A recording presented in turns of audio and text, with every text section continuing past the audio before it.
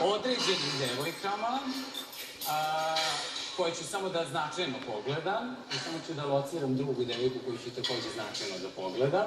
U jednom momentu sam vas gledao u ranim jutarnjim časovima i devojke koje sam značajno sada pogledom označio su bile na stolu. Zamolit ću vas, kada se devojka popne na sto, ona mora da ostane dama, makar ako radite sa mnom, i mora da ima dobar merak. Čovek se penje na sto samo iz velikog meraka. I kad ga pesma pogodi, ako upalim Maldive u 2 ili 4 ujutru i vidim vas da stojite na stolu kao motke, to je kažnjivo. I nemojte to da radite. Ako ste na stolu, onda igrajte i neka to bude nešto što će da nas natera da se i mi popnemo.